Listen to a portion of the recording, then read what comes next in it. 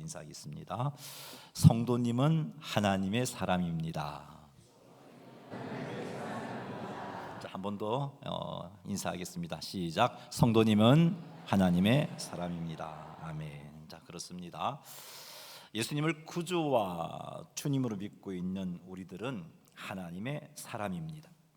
성도가 하나님의 사람이라는 것은 성도가 하나님께 속한 자, 하나님의 소유된 자라는 그런 의미입니다. 그렇습니다. 예수님을 믿는 우리는 하나님의 사람이고, 우리는 하나님의 소유이고, 우리는 하나님의 속한 자입니다. 그래서 우리는 하나님께 속한 자답게 행동해야 합니다. 하나님의 소유답게 살아야 합니다. 지금까지 살펴본 말씀에 의하면 하나님께 속한 자답게 살기 위해서 우리는 다른 교훈, 탐심, 다툼을 버려야 한다고 말씀을 드렸습니다. 그리고 의와 경건과 믿음과 사랑과 인내를 따라야 한다 하는 것을 말씀드렸습니다. 지난주에 우리는 하나님께 속한 자인 성도는 인내를 따라야 한다고 살폈습니다. 인내를 따른다는 것은 하나님을 신뢰하면서 즉각적인 편안함과 또 형통한 쉬운 그런 삶이 아니라 영원한 약속을 선택하면서 때로는 고난 속에서도 그 약속 붙잡고 하나님 붙잡고 순종을 계속하는 것, 그것이 인내를 따르는 것입니다. 영역이 너무너무 많이 힘들다 하여도 하나님을 신뢰하면서 하나님께서 기뻐하시는 삶을 사는 것, 그것이 인내를 따르는 것입니다.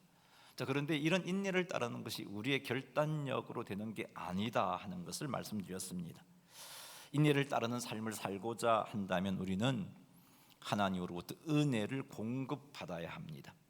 하나님에게서 은혜를 공급받게 되면 인내를 따르는 삶을 살 수 있습니다.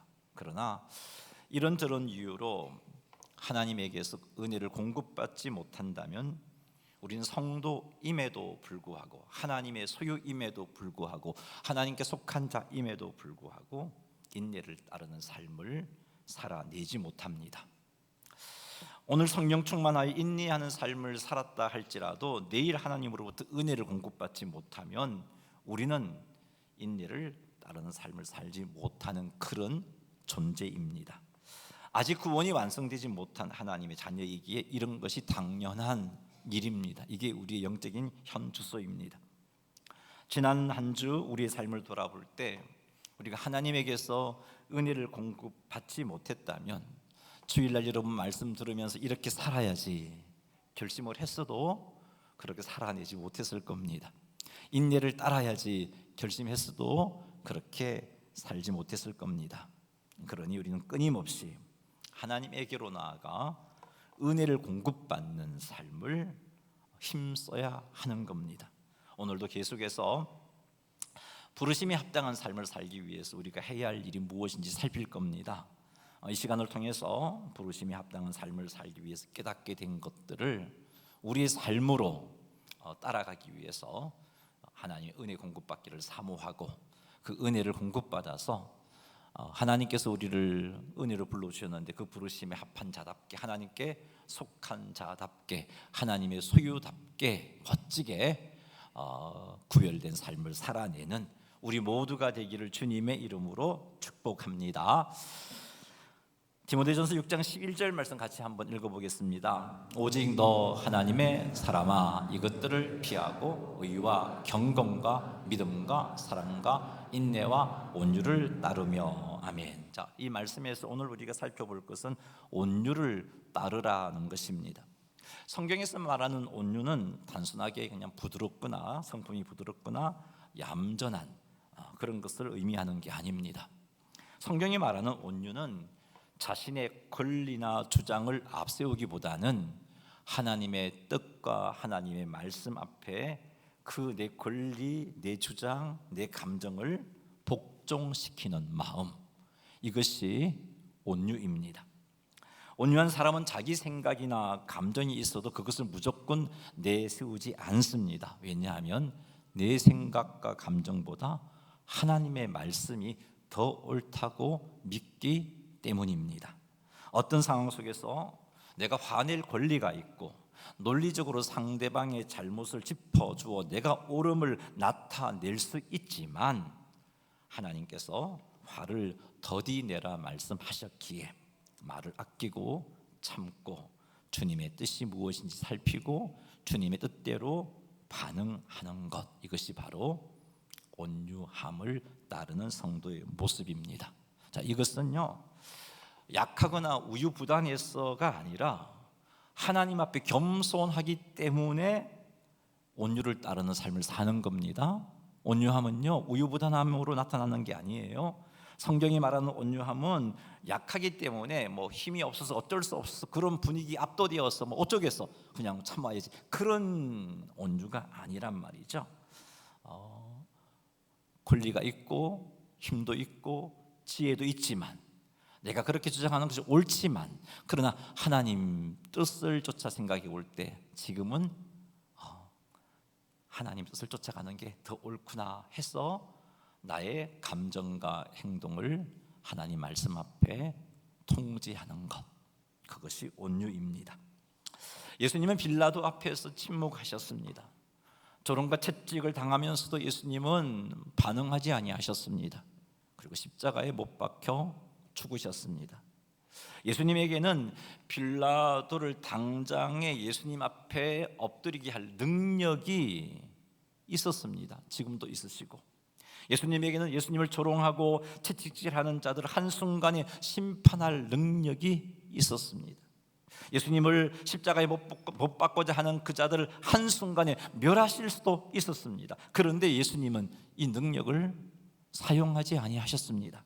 왜냐하면 예수님은 하나님의 뜻을 따르는 것이 예수님이 주장할 권리보다 더 중요하다고 여기셨기 때문입니다. 이런 예수님의 태도가 온유입니다. 이렇게 볼 때 온유는 힘이 없어서 어쩔 수 없어서 나타나는 성품이 아닙니다. 온유는 통제된 힘입니다.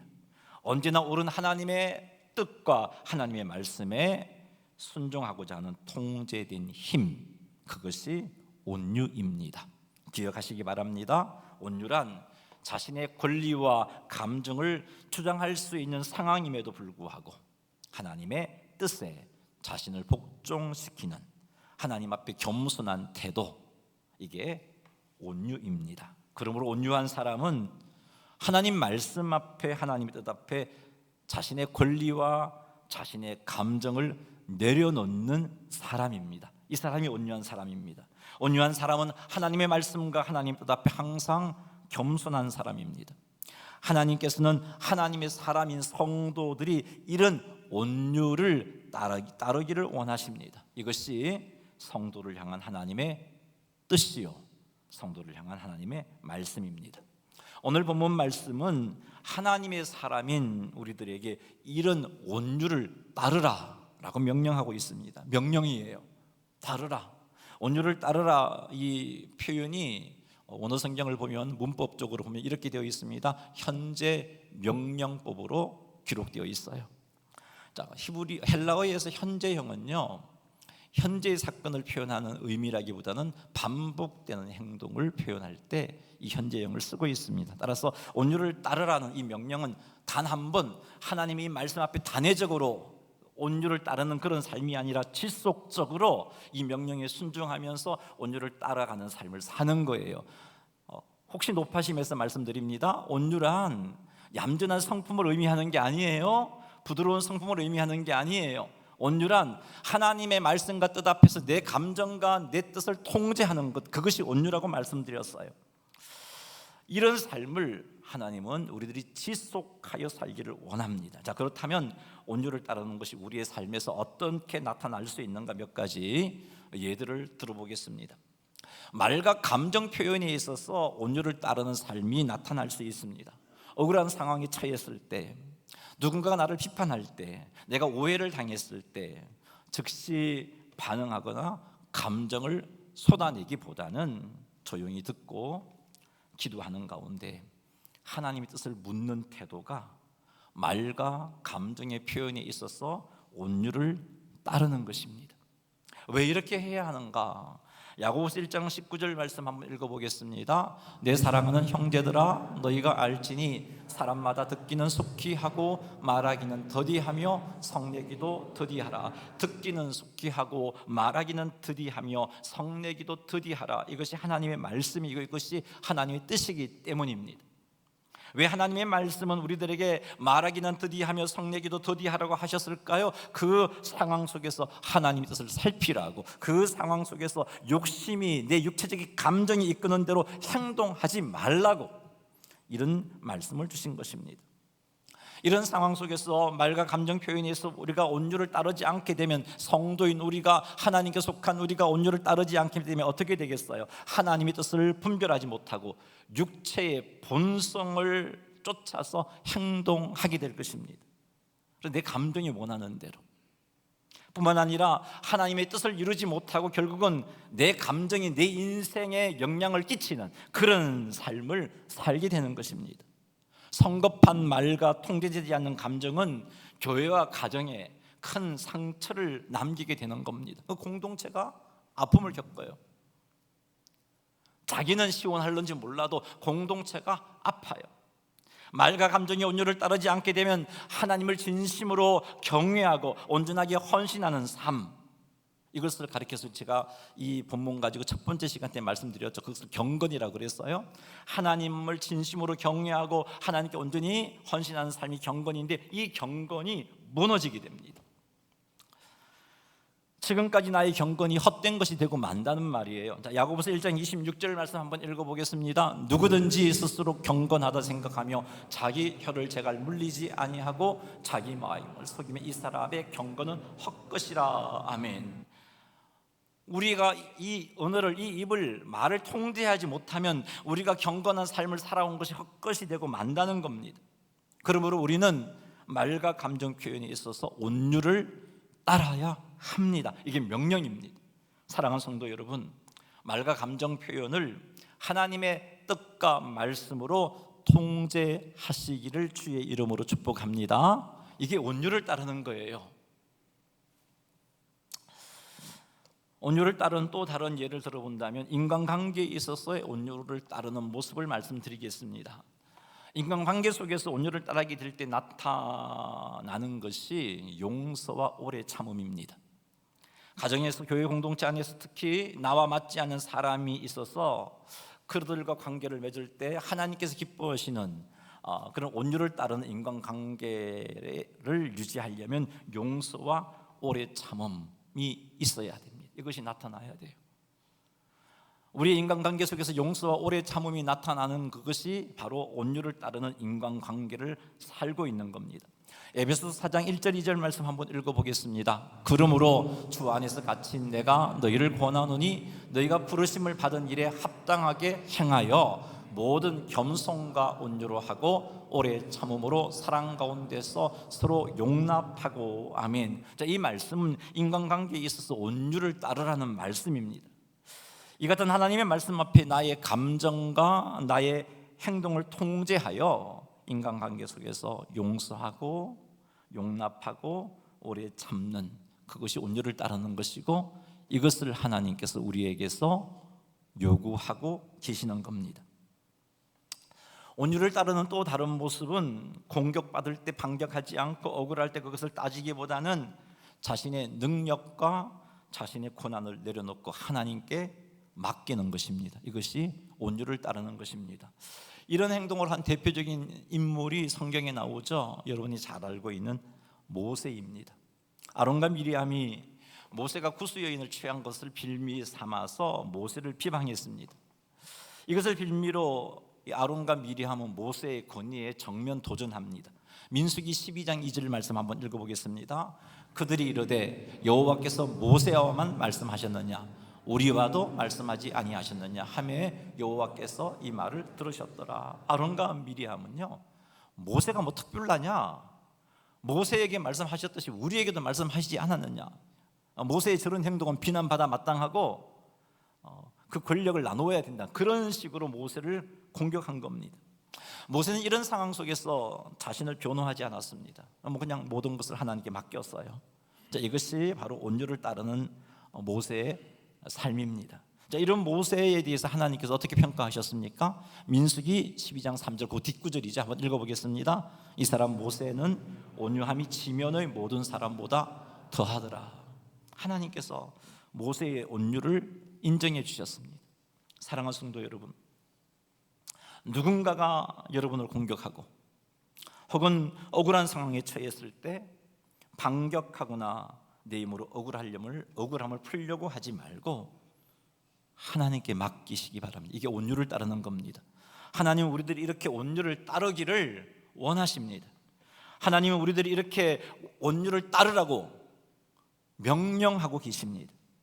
하나님의 이 명령을 따라 우리도 모세처럼 온유를 따르는 성도님들이 다 되시기를 주님의 이름으로 축원합니다. 온유를 따르는 또 다른 모습은 하나님 말씀 앞에 나의 견해와 나의 고집을 내려놓고 온전히 순종하는 자세가 온유를 따르는 겁니다. 하나님 이런 삶을 우리에게 요구하고 계십니다. 내가 하고 싶은 것이 있지만 죄는 아닌데, 근데 하나님께서 그것을 내어놓으라 하시면 그것을 내려놓는 것, 이것이 온유를 따르는 겁니다. 자, 야고보서 1장 21절 말씀 읽어보겠습니다. 그러므로 모든 더러운 것과 넘치는 악을 내버리고 너희 영혼을 능히 구원할 바 마음에 심어진 말씀을 온유함으로 받으라. 아멘.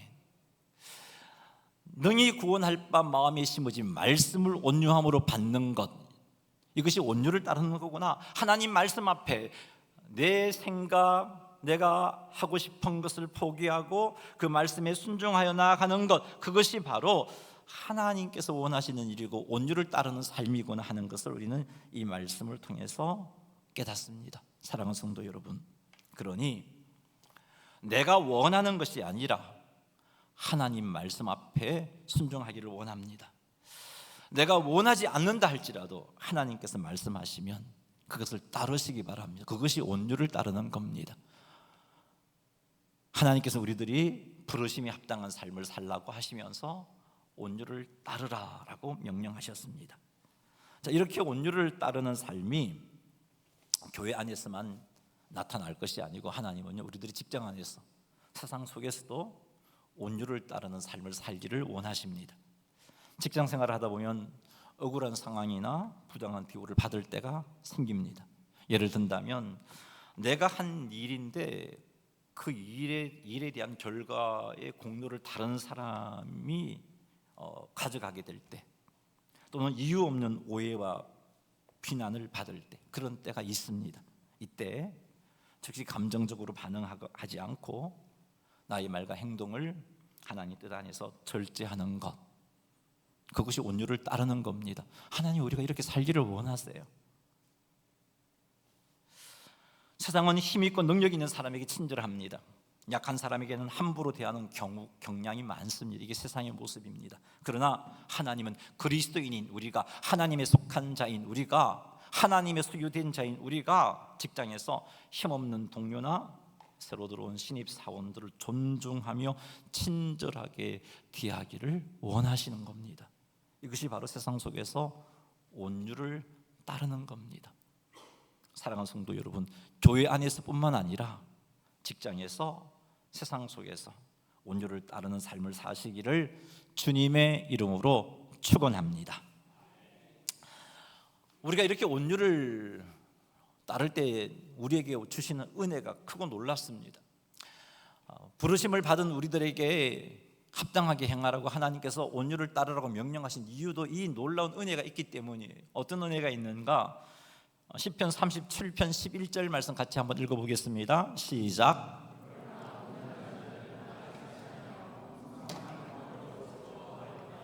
아멘. 이 말씀에 의하면 온유한 자들은 땅을 차지한다라고 말씀하고 있습니다. 여러분, 애굽에서 노예 생활했던 이스라엘 백성들이 하나님의 약속을 붙잡고 애굽에서 해방되고 가나안을 향하여 나아갔습니다. 수많은 사건 사고가 있었지만 그들은 마침내 가나안 땅으로 들어가서 그 땅을 차지했습니다. 가나안 땅 주변에 있는 사람들이, 이스라엘 백성들이 가나안 땅을 차지한 것을 볼 때 무엇을 느꼈을까요? 하나님께서 함께하는 백성, 하나님이 도우시는 백성, 하나님께서 돌보시는 백성, 그것을 느꼈어요. 그들이 가나안 땅을 차지하는 모습 속에서 그들이 여리고를 정복하고 수많은 가나안의 성읍들을 정복할 때 그 땅을 차지하는 모습을 본 이방 사람들은 하나님이 함께하는 사람, 하나님이 함께하는 백성, 하나님이 돌보시는 백성, 그것을 느꼈어요. 지금 땅을 차지한다는 말씀이 그런 의미입니다. 사랑하는 성도 여러분, 온유한 자는 땅을 차지한다고 하셨는데 그게 어떤 의미냐? 하나님께서 함께 하시며 돌보시는 은혜를 누리게 해 주신다는 겁니다. 세상 사람들이 나를 볼 때, 나의 삶을 볼 때 우리가 온유를 따르면 바보 취급당하고 손해를 볼 것 같은데 아니에요. 약속하시기를 땅을 차지한다고 하셨어요. 하나님이 함께 하시고 돌보시고 지키시고 이끌어 가신다고 약속해 주셨습니다. 이런 은혜를 온유한 삶을 사는 자가 누리게 되는 것입니다. 하나님은 우리들이 이런 삶을 살기를 원하십니다. 여러분, 세상 사람들이 우리를 볼 때 하나님이 함께하는 사람, 하나님이 돌보시는 사람인 것이 느껴진다면 그들은 하나님을 알게 된단 말이에요. 그들은 하나님 살아계심을 알게 되고 그들도 하나님에게로 마음의 문을 열게 되는 것입니다. 그래서 우리는 온유를 따라야 되는 겁니다. 하나님께서 그래서 우리들에게 온유를 따르라고 명령하신 겁니다. 뿐만 아니라 우리 시편 37편 11절 하반절에 보니까 풍성한 화평으로 즐거워하리라고 말씀하고 있어요. 누가? 온유한 자가. 풍성한 화평으로 즐거워한다는 것은 세상이 줄 수 없는 평안과 기쁨을 누리게 된다는 겁니다. 누가요? 온유를 따르는 자가. 여러분, 아무리 많은 물질을 우리가 누리게 되고 아무리 출세하고 큰 권력을 가지게 된다 할지라도 그 마음이 평안이 없고 기쁨이 없으면 그 삶은 행복할 수가 없어요.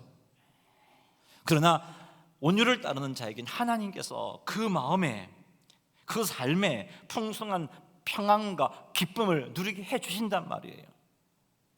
그 삶이 어떤 환경에 처해 있든지 간에 하나님께서 풍성한 평안과 기쁨을 누리게 해주시기에 행복할 수밖에 없고, 그렇게 해서 행복해하는 우리의 모습이 예수 믿지 않은 사람들에게 도전되어질 수밖에 없는 겁니다. 그러니 사랑하는 성도 여러분, 온유를 따라 행하라는 주님 명령 앞에 순종하셔서 여러분의 삶에도 하나님께서 함께 하시며 돌보신 은혜가 풍성하고 뿐만 아니라 풍성한 평안과 기쁨을 누리게 되는 그런 복이 충만하기를 주님의 이름으로 축원합니다. 성도인 우리가 온유를 따르는 삶을 살게 되면 온유한 성도가 속한 그 가정과 그 교회는 화평과 회복의 은혜가 임하게 되어 있어요. 그래서 우리는 온유를 따라가야 되는 겁니다. 뿐만 아니라 성도가 온유를 따르게 되면 그 성도는 그리스도를 닮게 되어 있습니다. 하나님께서 우리를 부르시면 목적이 하나님 앞에서 거룩하고 흠이 없는 자가 되는 것 아니겠어요? 이 목적을 달성하기 위해서 역시 온유를 따라가야 되는 겁니다. 이렇게 우리가 온유를 따름으로 하나님의 은혜 가운데 우리가 속한 공동체가 회복되어지고 화평을 누리게 되고 우리가 예수님을 닮게 된다면 그것을 통해서 하나님 영광 받으시고 그것을 통해서 하나님 나라가 확장되어지는 역사가 있을 것이고 누가 내 삶을 보더라도 예수 믿는 사람이구나, 하나님께 속한 자이구나 라는 사실을 알게 될 것입니다. 그러니 사랑하는 성도 여러분, 온유를 따르는 삶, 이게 쉽지 않은 거예요. 내 감정을 통제하는 거 쉽지 않지요. 내가 억울한데요, 내가 속상한데요, 내가 지금 당장 손해봤는데요. 그래서 그 감정과 행동을 다스리는 게 쉽지 않지만 그러나 하나님은 이것을 우리에게 요구하고 계십니다. 그러니 사랑하는 성도 여러분, 온유를 따르는 삶에 헌신하시기를 주님의 이름으로 축복합니다. 자, 그런데 여러분, 제가 온유를 정의하면서 온유는 부드러운 성품을 의미하는 게 아니라 그랬어요.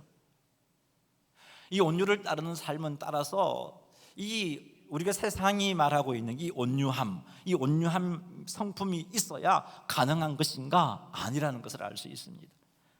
타고난 온유라는 성품이 있어야 온유를 따를 수 있는가? 아니에요.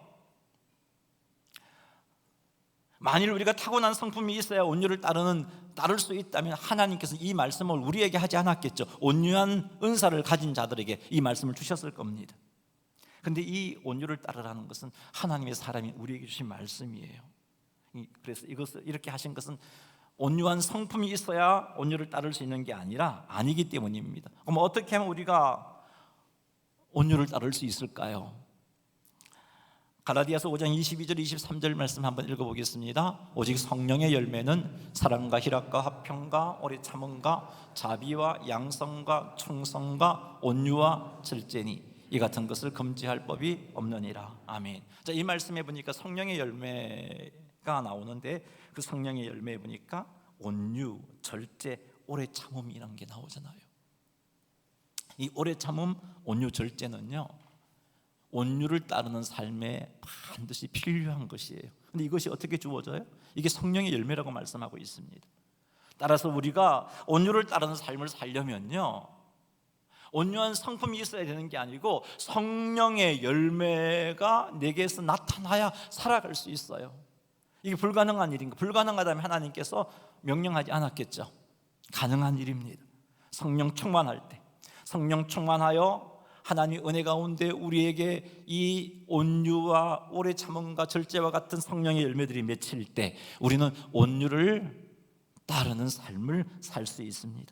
사랑하는 성도 여러분, 우리가 부르심에 합당하게 살기 위해서는 지난주에도 살폈지만 은혜가 절대적으로 필요하구나 하는 것을 우리는 알 수 있습니다. 은혜 공급을 받지 못하면 온유를 따르는 삶이 좋다는 걸 알지만 그렇게 살아가야 하는 거구나 알지만 못 살아요. 은혜를 공급받지 못하면 지난주에 살펴본 것처럼 인내를 따르는 삶 못 삽니다. 살 수가 없어요. 그러니 사랑하는 성도 여러분, 때를 따라 돕는 은혜를 얻기 위하여 우리는 날마다 은혜의 보좌 앞으로 담대하게 나아가야 되는 겁니다. 날마다 은혜를 공급받아야 되는 겁니다. 은혜의 통로인 말씀과 성례와 기도를 통해서 은혜를 공급받아야 합니다. 공급받아야 우리가 하나님 주신 은혜와 능력으로 온유를 따르는 삶을 살아냅니다. 교회 안에서, 직장에서 온유를 따르는 삶을 살아냅니다. 하나님 우리들이 온유를 따르기를 명령하셨어요. 그러니 사랑하는 성도 여러분, 은혜 공급받는 일에 힘쓰셔서 하나님의 명령에 순종함으로 온유를 따르는 삶을 살아서 하나님 주시는 풍성한 은혜와 복을 누리고 하나님께 영광을 돌려드리고 나도 행복한 성도의 삶을 살아내시기를 주님의 이름으로 축원합니다. 할렐루야. 우리 구호 외쳐보겠습니다.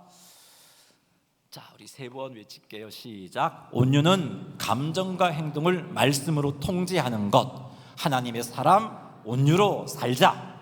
온유는 감정과 행동을 말씀으로 통제하는 것. 하나님의 사람 온유로 살자. 온유는 감정과 행동을 말씀으로 통제하는 것. 하나님의 사람 온유로 살자. 아멘. 온유를 따라 가시는 삶 사시기를 주의 이름으로 축복합니다. 우리 기도하기 전에 찬송가 425장 찬양 드리면서 드리고 기도 제목 제가 4가지 제시하겠습니다. 가지고 기도하겠습니다. 찬송가 425장입니다.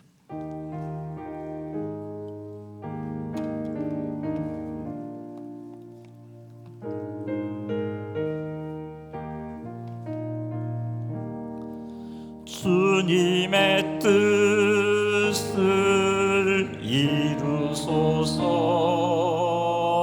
고요한 중에 기다리니 진흙과 같은 날 빚으사 주님의 영상. 우리 1절로 한 번 더 찬양하겠습니다. 하나님 내게 온유를 따르는 그런 주님의 형상을 만들어 주십시오. 그런 간절한 마음으로 고요한 중에 1절입니다. 진흙과 같은 날 빚으사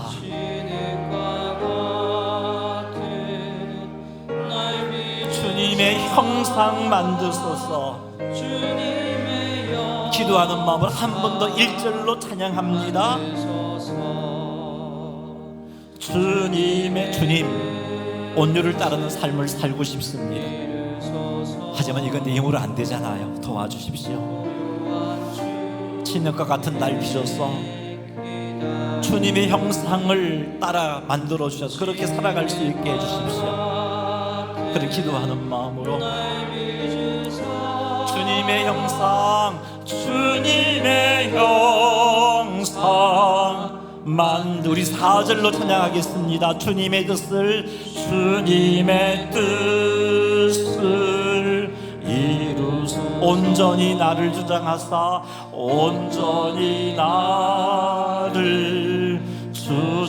주님과 함께 동행함을, 주님과 함께 만민이 알게 하옵소서. 만민이 알게 하옵소서. 4절입니다. 주님의 뜻을 이루소서. 온전히 나를 주장하사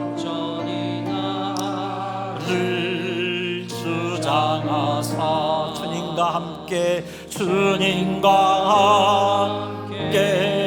동행함을 만민이 알게 하옵소서.